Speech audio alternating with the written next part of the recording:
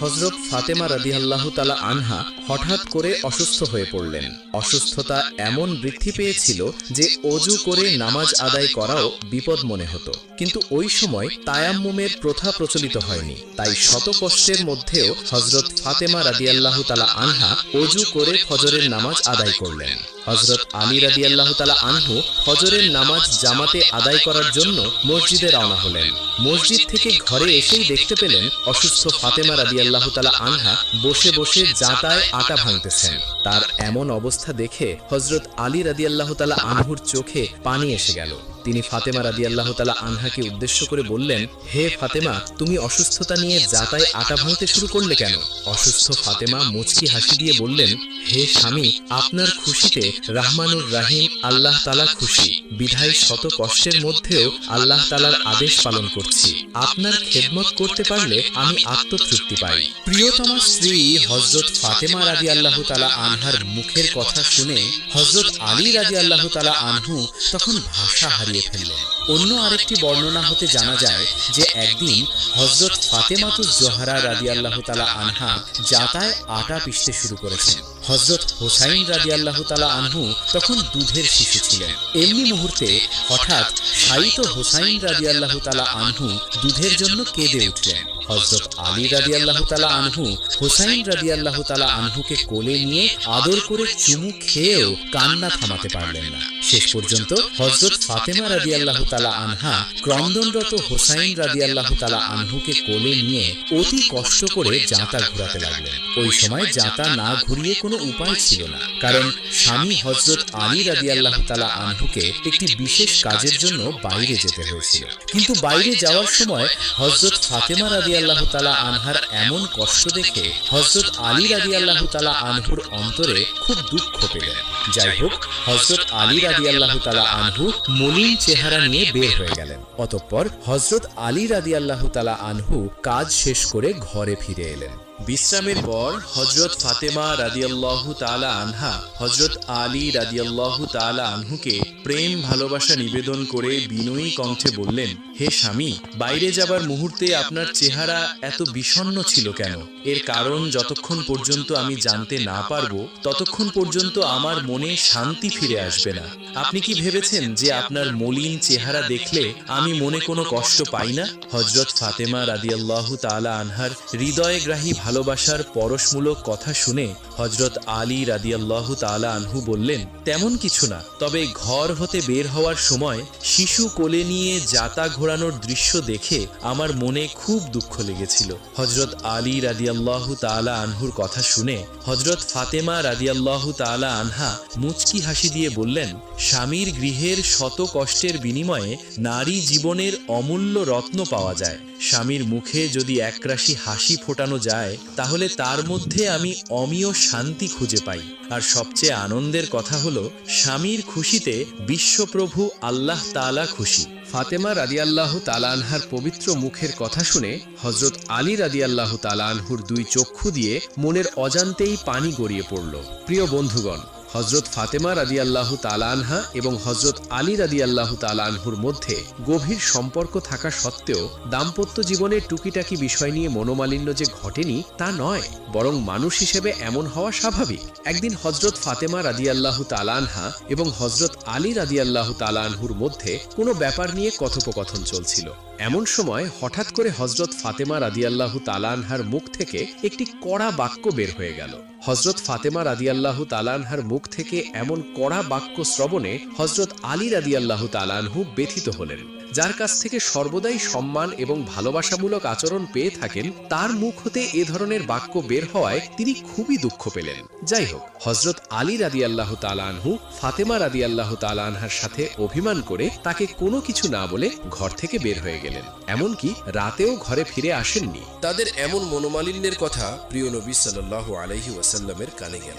তখন আল্লাহর নবী সাল্লাল্লাহু আলাইহি ওয়াসাল্লাম হযরত আলী রাদিয়াল্লাহু তাআলা আনহুকে খুঁজে বের হয়ে গেলেন। খুঁজতে খুঁজতে হঠাৎ দেখলেন আলী রাদিয়াল্লাহু তাআলা আনহু মসজিদে ধুলোবালির মধ্যে শুয়ে আছেন। আল্লাহর নবী সাল্লাল্লাহু আলাইহি ওয়াসাল্লাম তাকে এমন অবস্থায় দেখে হে আবু তুরাব, অর্থাৎ হে ধুলোবালির বাপ বলে ডেকে উঠালেন এবং বললেন, অতি শীঘ্রই গৃহে চলো। আল্লাহর নবী সাল্লাল্লাহু আলাইহি ওয়াসাল্লামের নির্দেশে হযরত আলী রাদিয়াল্লাহু তাআলা আনহু রাসূলুল্লাহ সাল্লাল্লাহু আলাইহি ওয়াসাল্লামের সাথে গৃহে চললেন। অতঃপর রাসূল আকরাম সাল্লাল্লাহু আলাইহি ওয়াসাল্লাম উভয়কে নসিহত করে উভয়ের মধ্যেকার মনোবিবাদ মিটিয়ে দিয়ে বললেন, তোমরা সুখে থাকো। আরেকটি বর্ণনায় দেখা যায় যে একদা কোনো এক ব্যাপারে হযরত আলী রাদিয়াল্লাহু তাআলা আনহু এমন একটি কাজ করে বসলেন যাতে ফাতিমা রাদিয়াল্লাহু তাআলা আনহা তার প্রতি অসন্তুষ্ট হয়ে ঘর ছেড়ে চলে গেলেন। অতঃপর নবী করিম সাল্লাল্লাহু আলাইহি ওয়াসাল্লামের কাছে অভিযোগ করলেন। এদিকে হযরত আলী রাদিয়াল্লাহু তাআলা আনহু এসে উপস্থিত হলেন। হযরত ফাতিমা রাদিয়াল্লাহু তাআলা আনহা হযরত আলী রাদিয়াল্লাহু তাআলা আনহুর সামনে তার বিরুদ্ধে পিতার কাছে সাল্লাল্লাহু আলাইহি ওয়াসাল্লাম হযরত ফাতিমা রাদিয়াল্লাহু তাআলা আনহার কথা শ্রবণ করে হযরত আলী রাদিয়াল্লাহু তাআলা আনহুকে কোনো কিছু জিজ্ঞেস না করেই ফাতেমার দিকে তাকিয়ে বললেন, হে ফাতেমা, সকল বিষয়ে যে আলী রাদিয়াল্লাহু তাআলা আনহু তোমার মন জুগিয়ে চলবে এটা হতে পারে না। তোমারও ধৈর্য ধারণ করে চলা উচিত। পিতা মুহাম্মদুর রাসূলুল্লাহ সাল্লাল্লাহু আলাইহি ওয়াসাল্লামের এমন কথা শুনে হযরত ফাতেমা রাদিয়াল্লাহু তাআলা আনহা কোনো কিছু বললেন না। নিজের ভুল বুঝতে পেরে লজ্জিত হয়ে স্বামীর সাথে ঘরে চললেন। একদিন এক অসহায় ভিখারি হযরত ফাতেমা রাদিয়াল্লাহু তাআলা আনহার ঘরের দরজায় এসে করুণ কণ্ঠে বললেন, আমাকে কিছু খাবার দিন, আমি ক্ষুধার জ্বালা আর সইতে পারছি না। অসহায় ভিখারির করুণ আর্তনাদে মায়া মমতার প্রতিমূর্তি হযরত ফাতেমা রাদিয়াল্লাহু তাআলা আনহা এত ব্যথিত হলেন যে তার চোখ বেয়ে ঝরঝর করে পানি পড়ছিল। কিন্তু ভিক্ষুককে দেওয়ার মতো তার ঘরে কোনো কিছুই ছিল না। কিন্তু ভিক্ষুককে খালি হাতে ফিরিয়ে দিতে হযরত ফাতেমাতুজ জাহরা রাদিয়াল্লাহু তাআলা আনহা মোটেই সম্মত ছিলেন না। তাই তিনি গৃহের মধ্যে দেবার মতো কিছু না দেখে হযরত হাসান এবং হুসাইন রাদিয়াল্লাহু তাআলা আনহুমা যে মেষের চামড়াটি বিছিয়ে রাতে শয়ন করতেন তাই ভিক্ষুককে দিয়ে দিলেন। আর দেওয়ার সময় নম্র কণ্ঠে বললেন, বাবা, আপনাকে ইহা ছাড়া আর কিছুই দিতে পারলাম না, আপনি অন্যত্র একটু চেষ্টা করে দেখুন। ভিক্ষুক বললেন, আমার তো মা চামড়ার প্রয়োজন নেই, আমার খাবার দরকার। ভিক্ষুকের এমন করুণ কথা শুনে হযরত ফাতেমা রাদিয়াল্লাহু তাআলা আনহা নিজের গলা থেকে গহনা খুলে তাকে বললেন, ইহা নিয়ে বিক্রয় করে কিছু খাবার ক্রয় করা যায় কিনা দেখুন। আমি আপনাকে খাওয়ার জন্য কিছুই দিতে পারলাম না, সেজন্য আমাকে ক্ষমা করে দিন। আরেকটি বর্ণনায় পাওয়া যায়, কোনো এক সময় নবী করিম সাল্লাল্লাহু আলাইহি ওয়াসাল্লাম তার প্রিয় কন্যা ফাতেমা রাদিয়াল্লাহু তাআলা আনহাকে একটি নতুন জামা তৈরি করে দিয়েছিলেন। ওই সময় তার নিকট একটি পুরাতন জামাও ছিল। ওই মুহূর্তে হঠাৎ করে একজন ভিখারি নিয়ে এসে হযরত ফাতেমা রাদিয়াল্লাহু তাআলা আনহার নিকট একটি জামা ভিক্ষা চাইল। তখন ফাতেমা রাদিয়াল্লাহু তাআলা আনহা নিজের দুইটি জামা হতে একটি ভিখারিনীকে দান করে দেওয়ার মনস্থ করে পুরাতন জামাটি নিয়ে আসলেন। হঠাৎ করে তার মনে এটা ভেসে উঠল যে কোনো সময় কাউকে কিছু দান করলে নিজের পছন্দনীয় প্রিয় জিনিসটি দান করতে হয়। আদর্শের প্রতীক হযরত ফাতেমা রাদিয়াল্লাহু তাআলা আনহা হৃদয়ে এমন কথা ভেসে ওঠা মাত্রই পুরাতন জামাটি রেখে রাসূলুল্লাহ সাল্লাল্লাহু আলাইহি ওয়াসাল্লামের দেওয়া নতুন জামাটি ভিখারিনীকে দিয়ে দিলেন। তার এমন অপূর্ব দানের প্রতিদানে রহমানুর রহিম আল্লাহ তাআলা তার জন্য হযরত জিবরাইল আলাইহিস সালামের মারফতে একটি বেহেশতি রেশমি জামা পাঠিয়ে দিলেন। একদিন হযরত ফাতেমা রাদিয়াল্লাহু তাআলা আনহার ঘরে খাবার মতো কিছুই ছিল না। সেদিন হযরত আলী রাদিয়াল্লাহু তাআলা আনহু অনেক চেষ্টা করে কোনো কাজের সন্ধান মেলাতে পারেননি। সন্ধ্যার সময় মলিন মুখে গৃহে ফিরে আসলেন। হযরত আলী রাদিয়াল্লাহু তাআলা আনহু ফাতেমা রাদিয়াল্লাহু তাআলা আনহাকে কিছু না বললেও ফাতেমা রাদিয়াল্লাহু তাআলা আনহার বুঝতে বাকি রইল না, যার কারণেই ফাতেমা রাদিয়াল্লাহু তাআলা আনহা বললেন, আপনার মলিন মুখ দেখে আমি সহ্য করতে পারছি না। আপনি কাজ মেলাতে পারেননি বলে মনে দুঃখ নিবেন না, আমি কষ্ট করতে সম্মত আছি। তবে এভাবে কাজের জন্য না ঘুরে তার চেয়ে ছোটখাটো একটা ব্যবসা বাণিজ্য করতে পারলে অবশ্যই ভালো হতো। ফাতেমা রাদিয়াল্লাহু তাআলা আনহার কথা শুনে আলী রাদিয়াল্লাহু তাআলা আনহু বললেন, আমার তো এরকম একটি মনোভাব ছিল, কিন্তু মূলধন তো নেই, মূলধনের ব্যবস্থা করতে পারছি না বলেই এরকম দিন মজুরি করার জন্য আমাকে ঘুরে বেড়াতে হয়। হযরত আলী রাদিয়াল্লাহু তাআলা আনহুর কথা শুনে হযরত ফাতেমা রাদিয়াল্লাহু তাআলা আনহা বললেন, আমার দুলাভাই ওসমান রাদিয়াল্লাহু তাআলা আনহু তিনি একজন বিরাট ধনী মানুষ, তার কাছে কিছু টাকা মূলধন হিসেবে চেয়ে দেখতে পারেন। যদি কিছু টাকার ব্যবস্থা করতে পারেন তাহলে যে কোনো একটা ব্যবসা শুরু করে দিন। হযরত ফাতেমা রাদিয়াল্লাহু তাআলা আনহার কথায় হযরত আলী রাদিয়াল্লাহু তাআলা আনহু অসম্মতি হলেন। যাই হোক, হযরত ফাতেমা রাদিয়াল্লাহু তাআলা আনহার কথা অনুযায়ী পরের দিন সকালে উঠে হযরত আলী রাদিয়াল্লাহু তাআলা আনহু ওসমান রাদিয়াল্লাহু তাআলা আনহুর বাড়ির দিকে রওনা হলেন। কিছু পথ অতিক্রম করার পরই তিনি দেখতে পেলেন একজন অপরিচিত ব্যক্তি একটা উট নিয়ে রাস্তার মাঝে দণ্ডায়মান রয়েছেন। লোকটি হযরত আলী রাদিয়াল্লাহু তাআলা আনহুকে দেখা মাত্রই বলে ফেললেন, ভাই, আপনি কি এই উটটি খরিদ করবেন? তখন হযরত আলী রাদিয়াল্লাহু তাআলা আনহু বললেন, মনের একান্ত ইচ্ছা থাকলেও উট কেনার মতো অর্থ আমার কাছে নেই। তখন লোকটি বললেন, আমাকে আপনি না চিনলেও আপনাকে আমি অবশ্যই চিনেছি। আপনি হলেন বিশ্বনবী সাল্লাল্লাহু আলাইহি ওয়াসাল্লামের জামাতা হযরত আলী রাদিয়াল্লাহু তাআলা আনহু। আপনি যদি 100 দিরহামের বিনিময়ে এই উটটি কেনার আশা করেন তাহলে আমি আপনাকে বাকিতে দিয়ে দিব।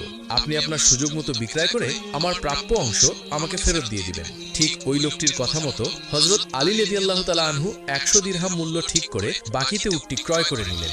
অতঃপর তিনি বাড়ির দিকে চলে গেলেন। কিছু দূর চলতে না চলতেই এক ব্যক্তির সাথে তার দেখা হলো। সে বলল, হে ভাই হযরত আলী, আপনার এই উটটি আমার কাছে বিক্রয় করবেন কি? তখন হযরত আলী রাদিয়াল্লাহু তাআলা আনহু বললেন, হ্যাঁ, আমি এই উটটি বিক্রয় করব। এই কথা বলার পরই হযরত আলী রাদিয়াল্লাহু তাআলা আনহু সেই লোকটির নিকট 150 দিরহাম মূল্যের বিনিময়ে উটটি বিক্রয় করে দিলেন। লোকটি উট নিয়ে চলে গেলেন আর হযরত আলী রাদিয়াল্লাহু তাআলা আনহু মনের খুশিতে বাড়ির দিকে রওনা হলেন।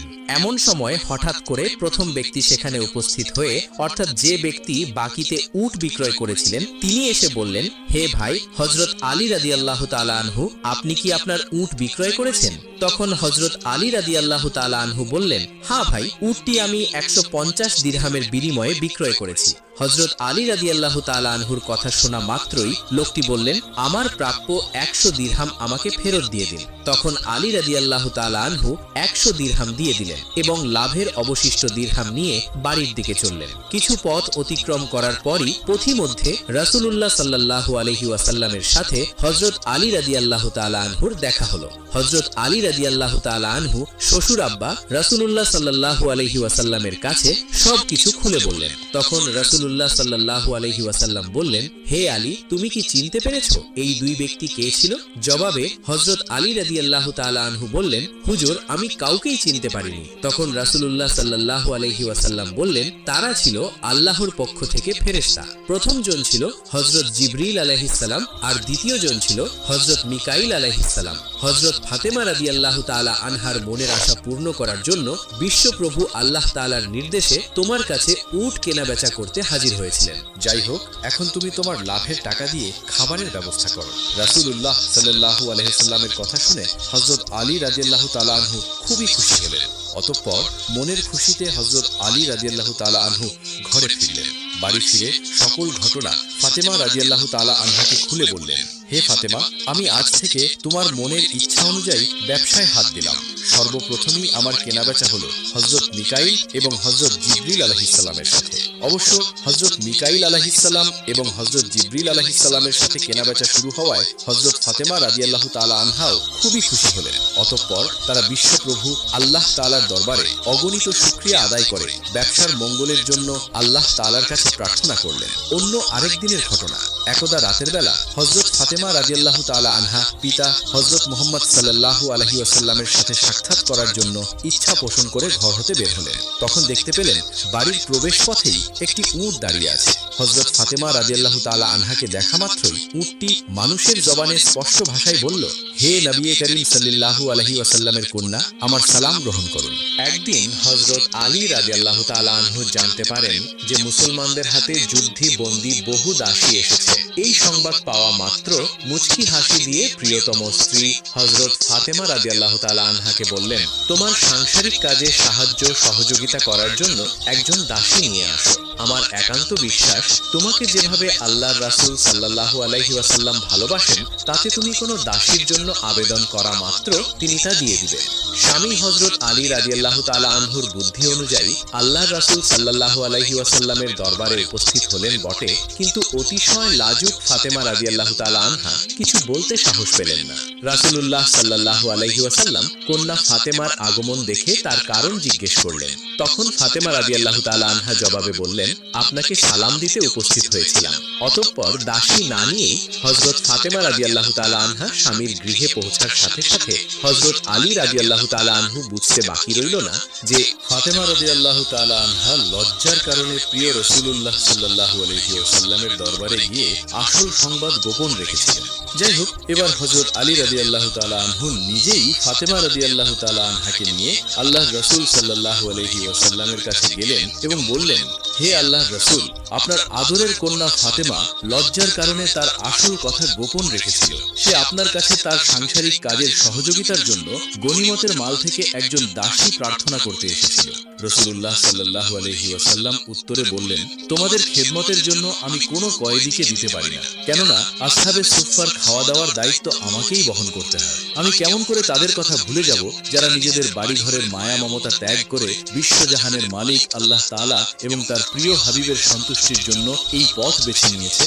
এই কথা বলার পর রাসূলুল্লাহ সাল্লাল্লাহু আলাইহি ওয়াসাল্লাম কলিজার টুকরা ফাতেমা রাদিয়াল্লাহু তাআলা আনহাকে বললেন, হে মা ফাতেমা, তুমি ধৈর্য ধরো। সত্যিকার অর্থে সেই হলো উত্তম মহিলা যার মাধ্যমে পরিবারের লোকজন উপকৃত হয়। অতঃপর রাসূলুল্লাহ সাল্লাল্লাহু আলাইহি ওয়াসাল্লামের প্রিয় কথাগুলো হৃদয়পটে অঙ্কিত করে ফাতেমা রাদিয়াল্লাহু তাআলা আনহা স্বামীর সাথে তাদের বাসস্থানে ফিরলেন।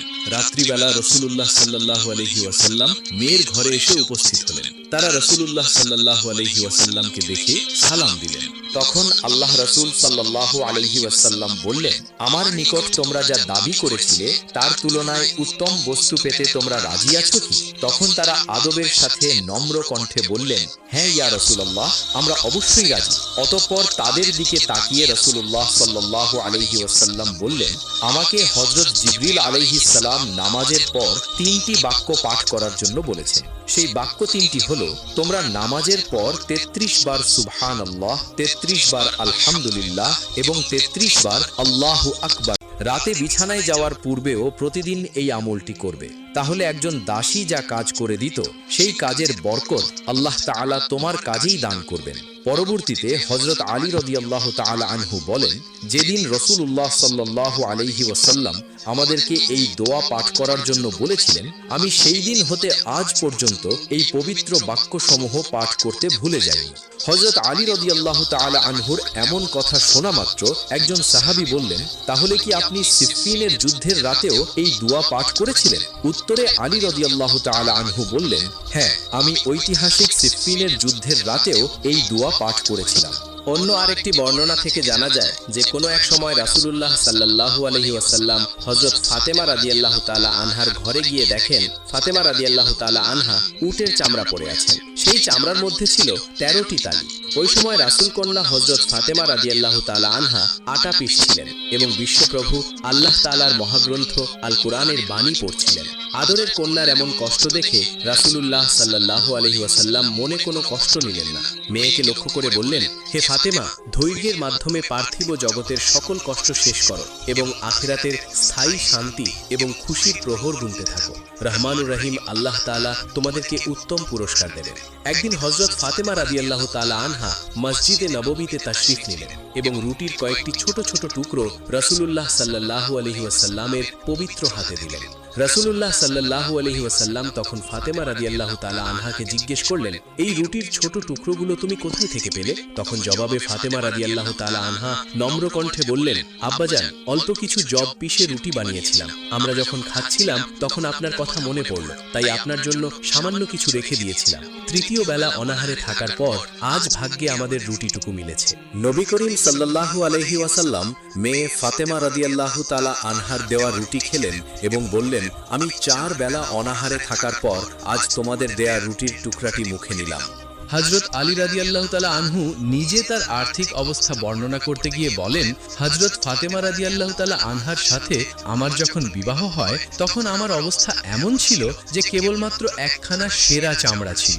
সেই চামড়ার ওপর উটকে খাওয়াতাম এবং রাতে ওই চামড়া বিছিয়ে আমরা শয়ন করতাম। হযরত ফাতেমা রাদিয়াল্লাহু তাআলা আনহা এবং হযরত আলী রাদিয়াল্লাহু তাআলা আনহু অভাব অনটনের সংসারের দাম্পত্য জীবন কাটালেও তাদের সম্পর্ক মধুর ছিল। তাদের সম্পর্কের মধ্যে দারিদ্র্যের কষাঘাত ফাটল ধরাতে পারেনি, বরং তারা অভাব অনটন এবং শত কষ্টের মধ্যে জীবনযাপন করলেও প্রকৃত দাম্পত্য সুখ এবং মানসিক শান্তি পরিপূর্ণভাবে ভোগ করেছিলেন। শিক্ষা দীক্ষা বংশ গৌরবে সকল সাহাবায়ে কেরামের মধ্যে ইসলামের বীর সৈনিক হযরত আলী রাদিয়াল্লাহু তাআলা আনহু ছিলেন সকলের শীর্ষে অবস্থানকারী ব্যক্তিত্ব।